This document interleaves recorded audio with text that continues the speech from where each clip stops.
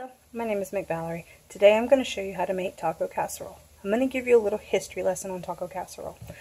Taco casserole is the same as just a normal taco. The only difference is you're going to stick it in a pan, which actually stretches it a little bit further because everyone gets a fair share in the same amount depending on how big or how small they are.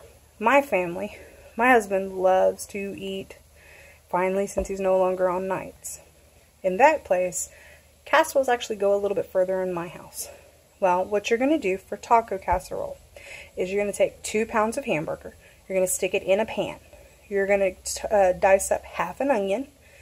And what I've learned over the years of being a mother is if your children doesn't eat vegetables like mine don't, you can take and mix it in with the hamburger while you're cooking it. What I do is I take 6 button mushrooms and I slice them up and put them in the hamburger while the hamburger's cooking with the onions. That way they're getting the protein and the nutrients that they need. You can do this with actually any vegetable when you're cooking with the hamburger or chicken or pork or anything really. It just depends on what vegetable you want to cook with it and if it's going to marry with the food properly. Now, taco casserole can actually be transformed into either enchilada casserole, quesadilla casserole, or you can leave it the taco casserole it is. The difference between taco casserole, quesadilla casserole, and enchilada casserole is just the ingredients going into the hamburger. Now, when you make taco casserole, you're just going to cook the 2 pounds of hamburger, half an onion, and 6 to 7 button mushrooms if you follow my recipe. You're going to take and you're going to cook those for about 5-6 minutes until the hamburger is completely brown. Once you're done browning the hamburger, as so, you're going to take it into the sink. You're going to turn on hot water and you're going to drain the grease off into the sink. Now, if you're married like I am, we as women know that if we do not use hot water to drain the grease, our husbands will have a fit because they have to fix it and we have to hear it. So always remember to use hot water when draining grease into the sink. Or you can do like my neighbors and just throw it out the backyard. I don't do that because I don't want any animals around my house.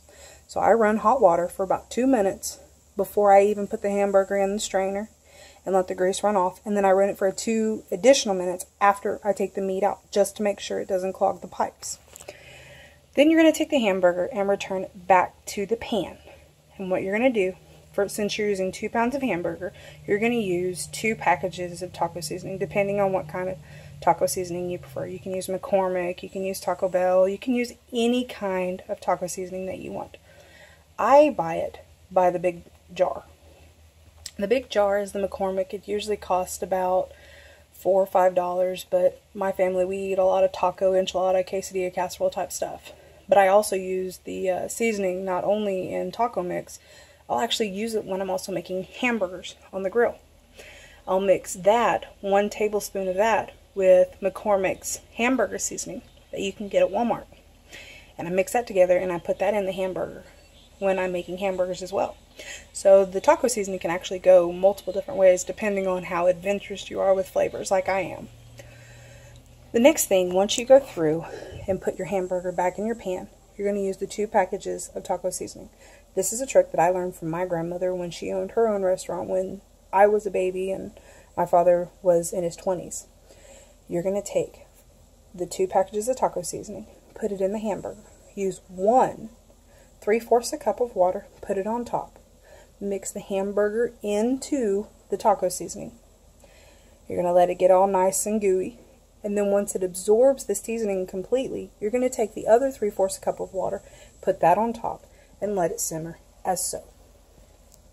Now while this is going on, you can have half a block of Velveeta cheese. You're going to dice it up into little bitty cubes, I'd say about 1/2 inch. You're going to put it into a bowl. Use 1/2 cup of milk, stick it in the microwave for 3 minutes. But every 30 seconds you're going to stir that cheese so it doesn't overflow and bubble out and create a big mess in your microwave and you got to clean it up later. So stirring it every 30 seconds keeps the air out of it and keep it from over bubbling and all that. When your 3 minutes are up, this is what the taco cheese is going to look like. Now, while you're waiting on the hamburger to finish cooking, you're going to take a 9x13 pan, as so. You're going to spray the entire inside of the pan with either your Great Value butter flavored spray or Pam or Crisco or whatever kind of spray you like to use.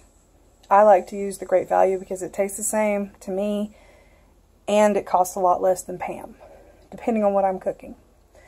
Well, what you're going to do is you're going to spray the entire inside of your pan. You're going to lay down 2 flour tortillas as so. And then the next thing you do is you're going to take and put your refried beans on top. And then once you do your refried beans, you're going to take the hamburger mix and put it on top of the refried beans. And then once you put the tortilla, the refried beans, the hamburger, then you're going to put the cheese on top. Once doing this, you're going to go through and you can continue to layer it until all of the hamburger is gone. What I do is on the bottom layer, I put half the pan of hamburger in and then take the other half and divide it up between the layers, because that's going to make it easiest to where everyone gets the same amount.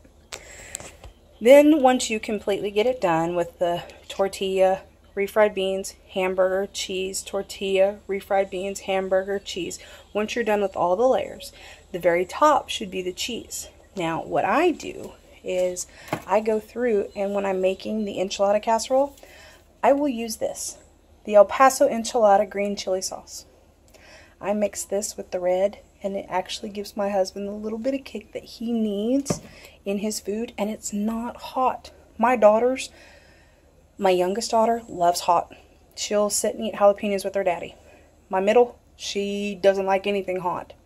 My son, he's iffy about it. Once you get done with that, and you've completely layered the food the way you like it, you're going to take and pop it into a 350-degree oven. Then you're going to cook it for about 20 to 25 minutes till it's bubbly. When it's completely bubbly and cooked all the way through, you pull it out, enjoy, and it's good to serve. Thank you, and have a wonderful night.